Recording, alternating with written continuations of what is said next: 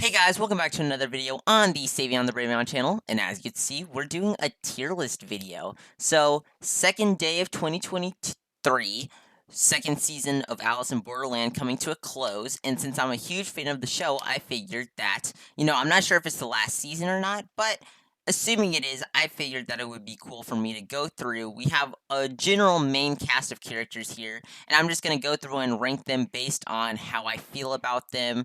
As you can see on the side, we have favorite, love, like, neutral, dislike, hate, and don't know who they are, which I'm actually going to delete because I know who everyone is. I've seen the show.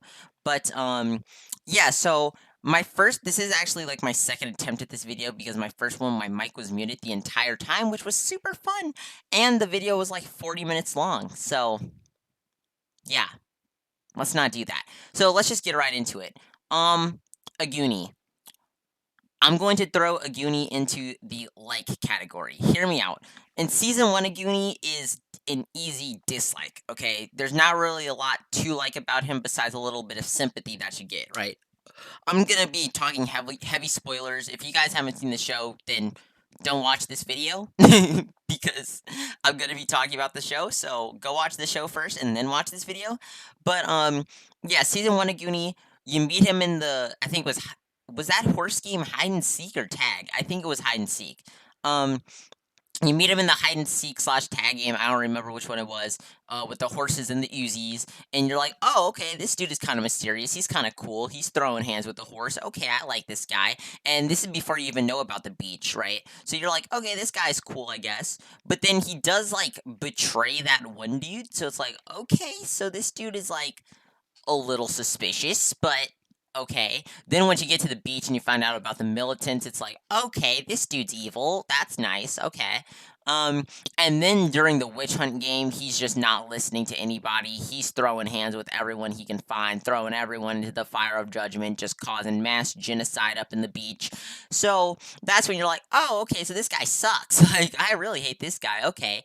Um, and then you see his whole little backstory with the Hatter, because you're like, okay, yeah, Goonie totally killed the Hatter. But then once you see what actually went down, it's like, oh, that's unfortunate. I guess real Aaron Burr Hamilton type situation with that one.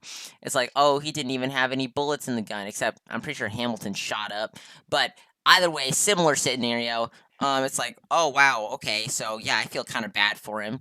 But not really, because he's still killing lots of people.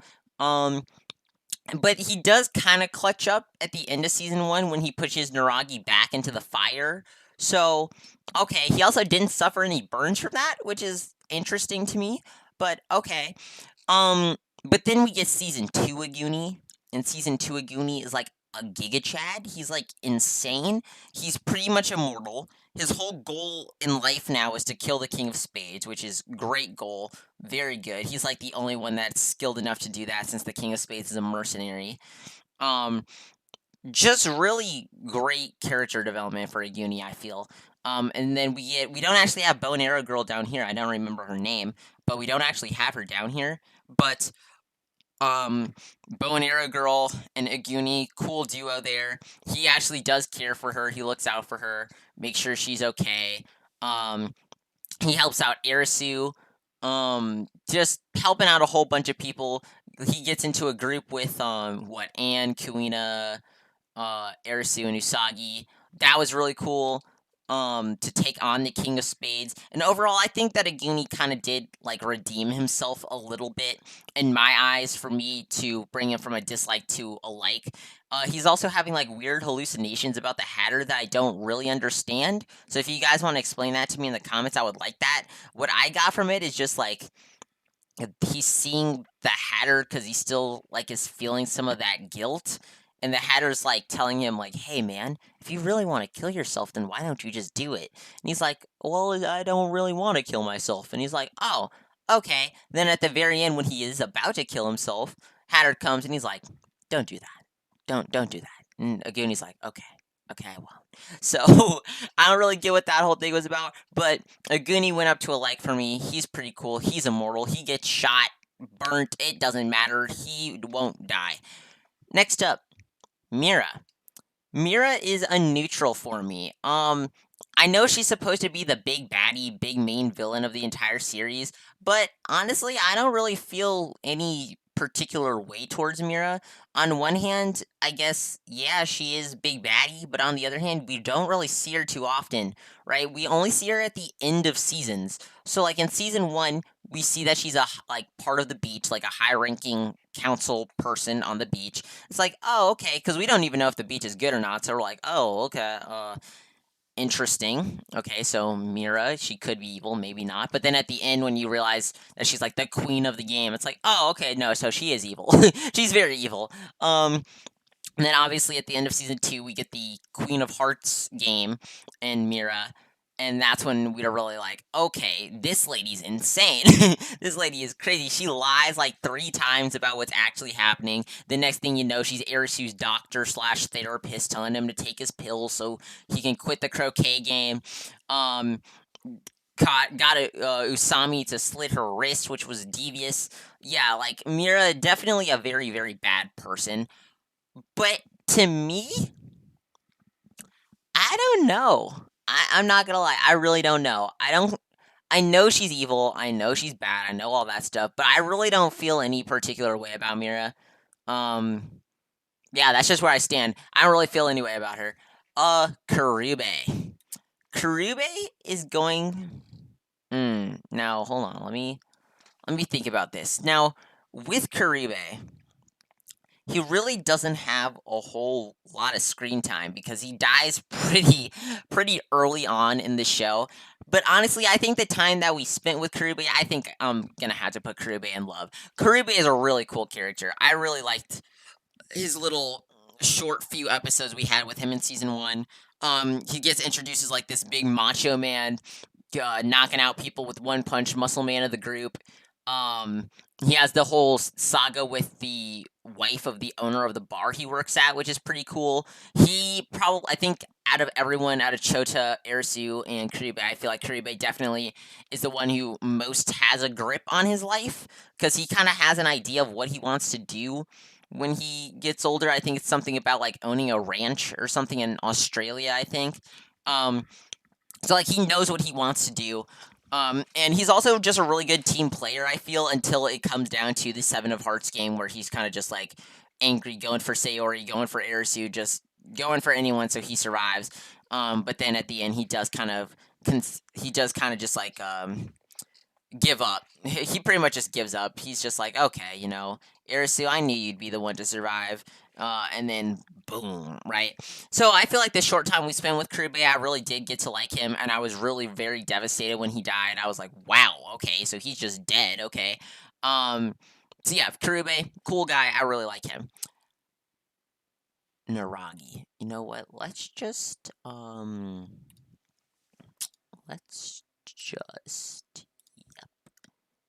yeah. Oh wait, no, I didn't mean to change this one. No, no, no. You go back to whatever color you were. Um, yeah, for this one, let's just go ahead and do a quick. This is Naragi. Why is it so okay? I thought it would change like the colors. Let's make this one white. Yeah, this is Naragi tier. Naragi is below hate. I feel like Naragi is in a league of his own, in my eyes at least. Now, I will admit, I love the character design.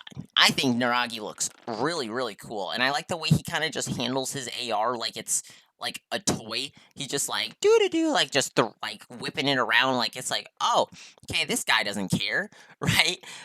He gets introduced as a militant, and I'd honestly say he's the most aggressive of the militants, just because of like all the mess he did. Because at least with the Goonie, Goonie didn't really do any of the dirty work himself. He kind of just watched while others did it. Naragi was actively doing the dirty work. He was like going around in the beach, going around blasting people, right? So like, oh, I Naragi just creeps me out, man. He just creeps me out. Like, especially the whole scene with Usagi at the beach. If you know, you know. That whole part, like, put that tongue away. We don't need that. That was super weird.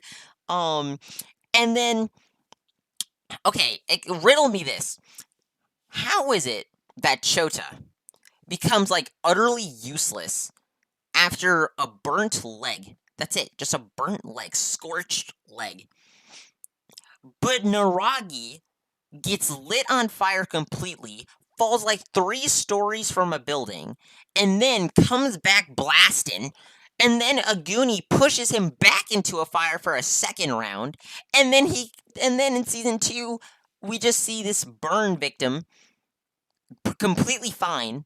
What, he's coughing blood. Okay, that's bad, right? He's coughing blood, he's limping, he's not doing too hot. But like for the most part, he's still pretty active. He's like the most active burn slash fall slash bullet wound victim you'll ever see.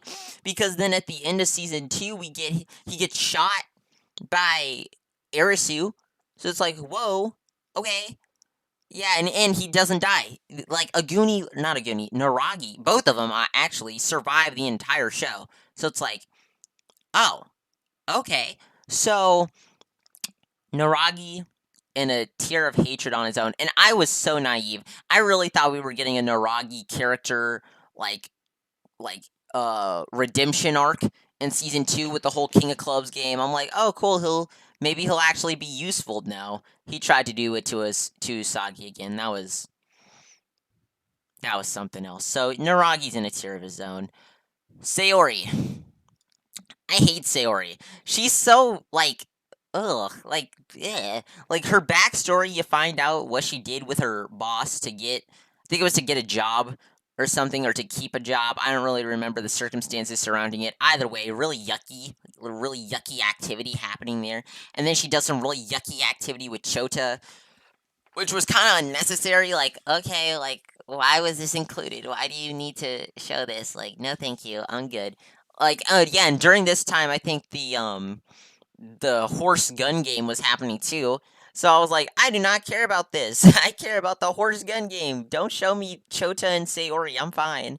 Um, and we kind of get to learn what her character is like instantaneously in the first game, where she pushes the girl through the wrong door, gets blagatted, and is just like, oh, okay. It's like, well, that's not good.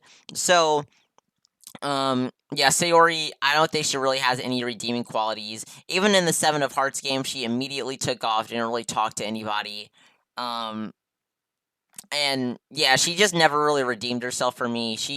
Her cons outweigh the pros in my eyes, so sorry, Sayori, but you're in the hate tier. Kuina. Kuina is the easiest love ever, bro. I don't think there's anything to hate about Kuina. Like, when you find out Kuina's backstory, you find out that Kuina is trans, which is really cool. And then when you get into her whole, like, karate backstory, like, her dad not being supportive, which was, ew, like, get out of here, father. No one needs you. The mom was dope, though. We love the mom. We stand the mom. The mom was really, really supportive. Too bad she was sick. But when Kuina starts like boxing people, whew, that mess is so heat. She boxed last boss. She boxed the one dude during the King of Clubs game. Or yeah, was it Clubs? Yeah, it was Clubs. During the King of Clubs game with Kuma, like one of Kuma's band members, she was boxing him. She was boxing people in the Jack of Spades game where it was like a 1v20. Like Kuina was popping off, bro. And kind of just like her relationship with Shia was also really cool to me. How they were like pretty close. I won't say siblings because they're like weird. They were like cousins in my eyes. Like they had a really cool relationship. How they were introduced. Kuina just has a really nice presence about herself. Um, and yeah, I really just don't think there's anything to hate about Kuina. I was really like really sad in episode 7 of season 2 where the King of Space just started blasting people, and Kuina just happened to be one of those. That was pretty devastating. But yeah, I think Kuina just overall is like a really great asset to have to the team, and she's just really cool. So W Kuina, I like her a lot. So she's going to be in love. Next up, we have Arisu, of course, our main protagonist. I gotta put Arisu in love, right? He's the main protagonist.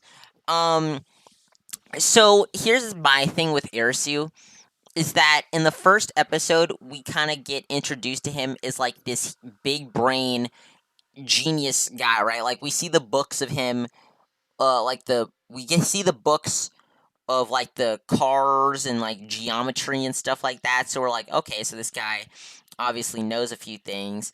And I think his backstory is pretty cool for like the situation of the Borderlands. Like, spends all his time playing games. His brother is a prodigy. Dad's pretty disappointed in him. Doesn't really think about his future. So he hangs out with delinquents like Chota and Kuribe, trying to get a grip on his life, like all that good stuff. And I think that was really cool. I think that was a good way to start off the series, because it kind of made everything that he did a bit more impactful for me.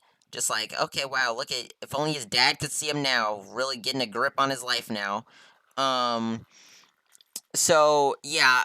But here's my thing with Arisu, is that in that first game, we see him going like absolutely huge brain, right? Where he's like, the BMW outside is exactly 280 centimeters. So using this in probability, I can determine which door we have to go through. Oh no, but that door's blocked off, so it has to be this door. Like, he was going crazy. He was like, he had his little pen and paper. He was like graphing that game.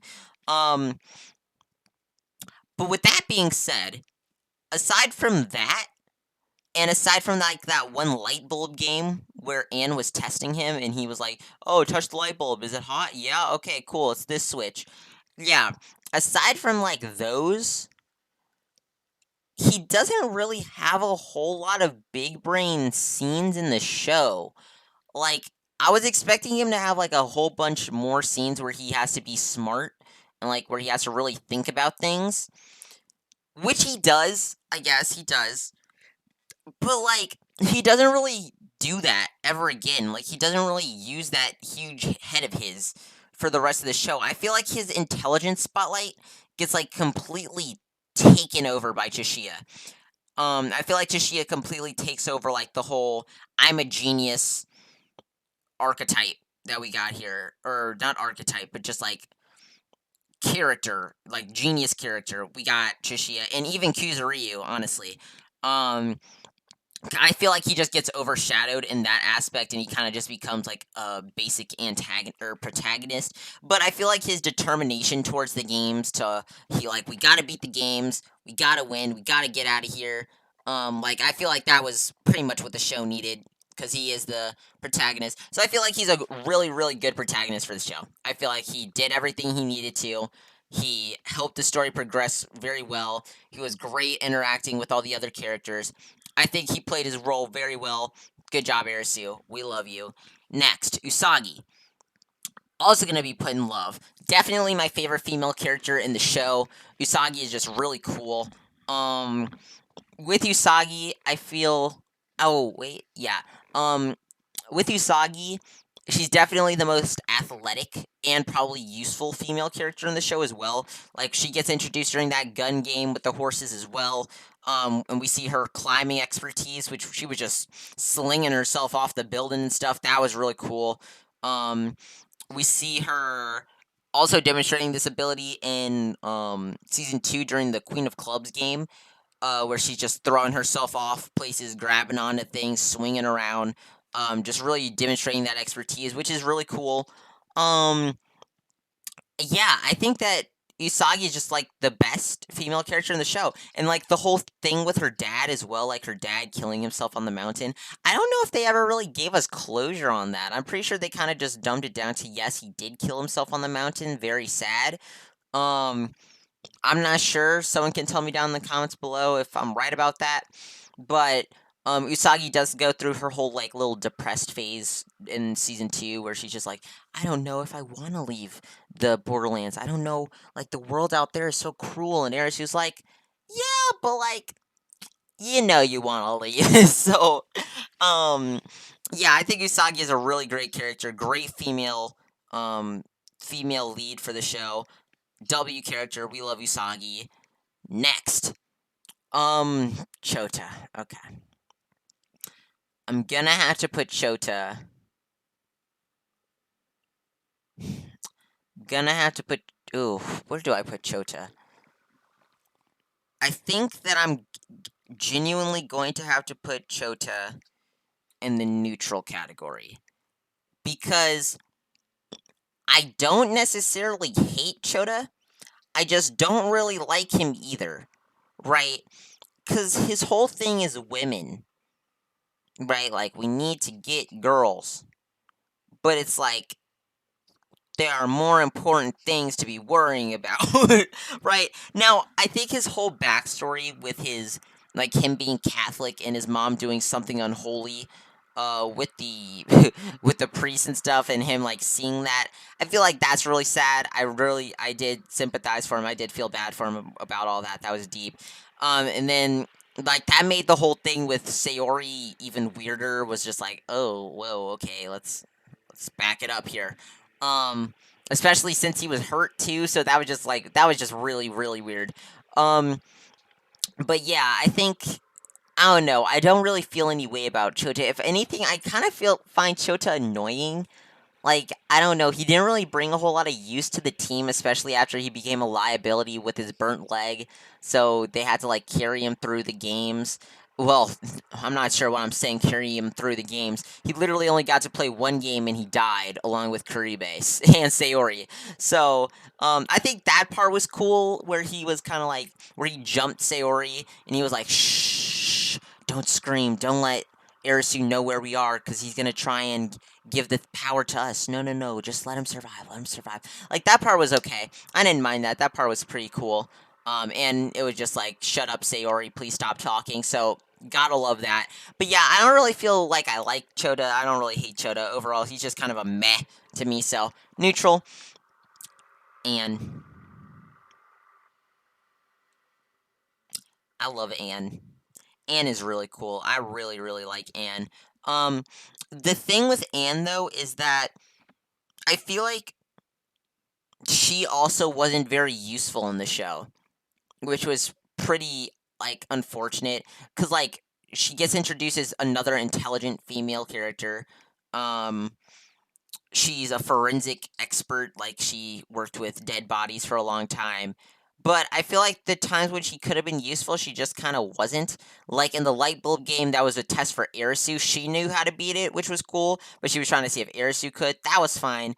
But then once it gets down to like the witch hut game, that wasn't like she figured out who the witch was, but then she gets knocked out, and then by the time she comes to around and she like does say who the witch is, it's like, yeah, we know already. We already found out. But thank you, that's cool. Um, and then same thing with season 2. Like she's once she gets separated from the group because of the King of Spades, she kind of takes it upon herself to go out and like explore the borders of the Borderlands, and she kind of just finds that it's overgrown, lots of vegetation, lots of forests, and then just a wide mountain range. Um, I don't really know how that helped out people in the grand scheme of things. I think that was really just for the audience, so we could be like, huh, what's going on? Um, so I don't know. I feel like that maybe could be a thing that happened, I guess. But I don't know. I feel like Anne in general wasn't too useful. Now, her whole dynamic with Kuina in season 2 was absolutely beautiful. Like, they were rolling in that little montage of games. They were destroying. That mess was crazy. Um, so yeah, in that sense, that was really good. Good job, Anne. We love Anne.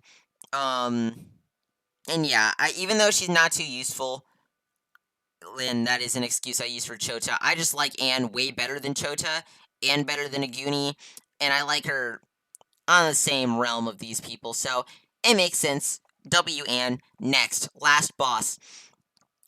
Sue me, but I like Last Boss. I'm sorry. I know this is probably an unpopular opinion. I know a lot of people hate Last Boss. I like Last Boss. I don't know why. I think it's the way he moves. I think that's why I like him. I think it's because, similar to Naragi, he kind of just acts like his sword is like a blunt object that can't hurt people. Because he kind of just like swings his arm around and just like plays with the sword as if it's nothing, like just flailing it around. And I was just like, this is a cool dude. And he also just looks cool, right?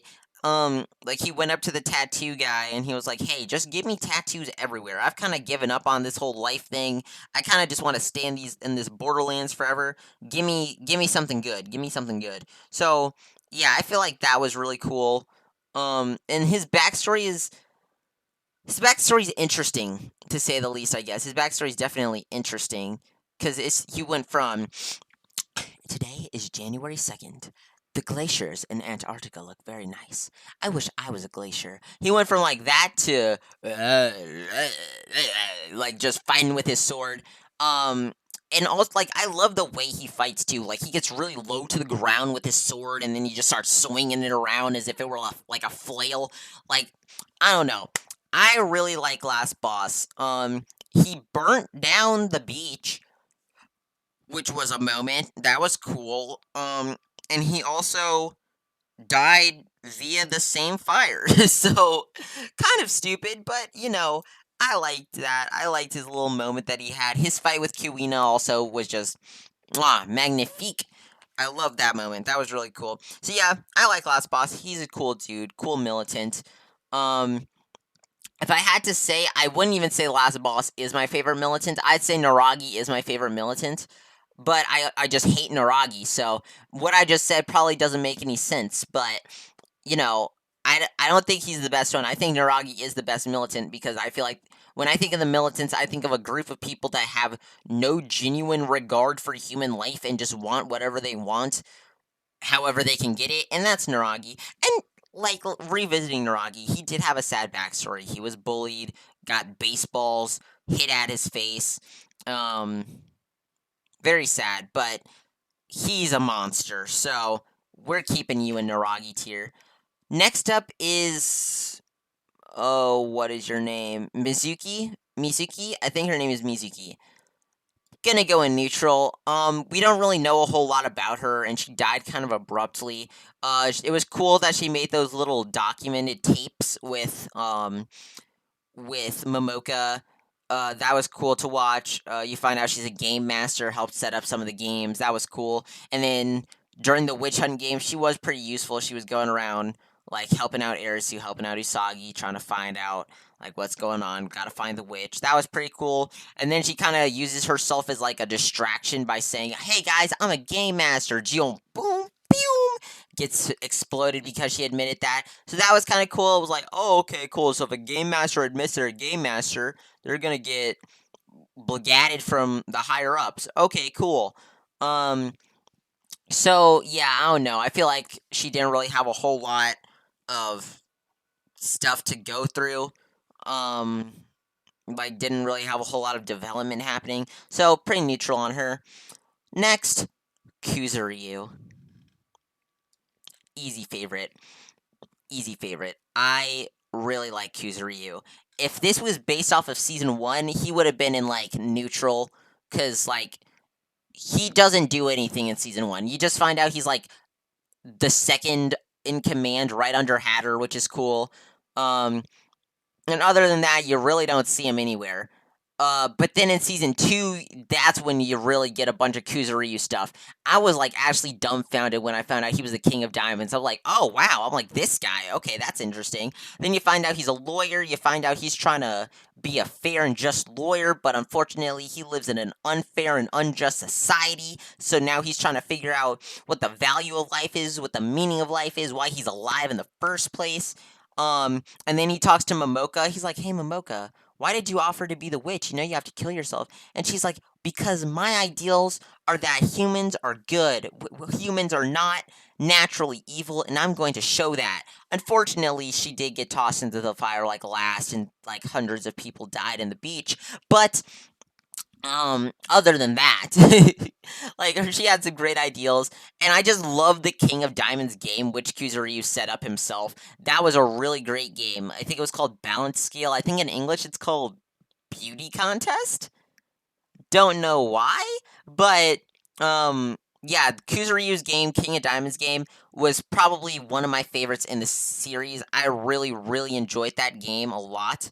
And it really just showed how smart Kuzuryu is. Like, he's actually a genius. He was winning left and right. He was just, like, freaking destroying them in the game, even to Shia.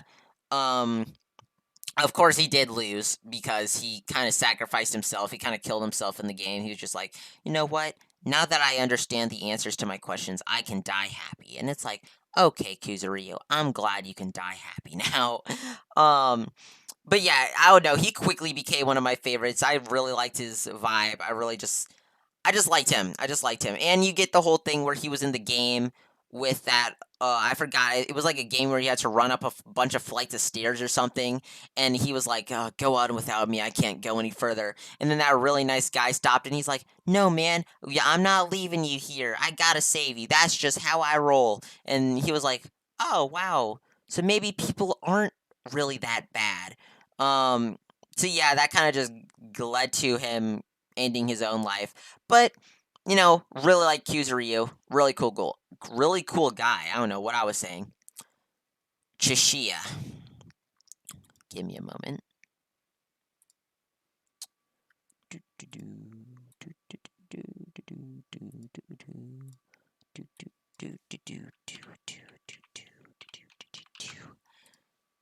Chishia tier.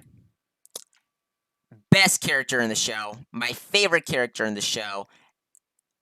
Without a doubt in my mind. I could go on for an hour straight gushing about Chishia. I could, oh my lord, that could be a separate video on its own. I'm not going to go too in depth about Chishia because I don't want this video to be 3 hours, but I love Chishia so much. Completely stole the intelligence spotlight from Arisu. He's the big brain guy. He carried the Jack of Clubs game, or Jack of Hearts game, carried the King of Diamonds game. Just, oh, oh, man. Every single moment with Chishia made me happy. He didn't have a single bad moment. Never. Never. And I was devastated in season 2 when he took the bullet for Usagi, but bro he said I wanted to do something a bit uncharacteristic, which he did, and he didn't die, so I'm not even upset. If he died, I would have been livid, but he didn't die. He's cool, and I guess it wouldn't have even mattered if he died in the show anyways, because it was all fake in the end. Nothing was real. But either way, Chishia is just the best character. I love him so much. He reminds me of like a big brain Killua. Like the way he's so nonchalant about things. And like in season 2, whenever he gets into a really tough situation, he's just like, man, looks like I'm in a pinch. And it's just like, yeah, you are in a pinch. You might die soon. What are you doing? um, I don't know. Chishia is just the best character. I'm going to stop now before I go on a mad rant about him because I love Chishia so much. Next up, Hatter. Hatter's gonna go into my favorite. I really like the Hatter. He was kind of mysterious when we didn't know what the beach was, when we weren't really sure what the beach was all about. He did bring up the whole theory about if you collect all the cards, you get to leave the game. Which is, yeah, that's exactly what happened. But it was a little bit different. I don't think you actually needed to have the cards in hand. You kind of just needed to clear all the games. And then the face cards came. But yeah, the Hatter. Feel like aside from maybe Kuina and Last Boss, I feel like the Hatter is probably the most unique character in the show. Like he's really cool. He started up the beach in the first place. He's like, I'm gonna make this place great. This is gonna be a beacon of hope for everybody. I'm gonna show people that this place isn't as bad as it needs to be.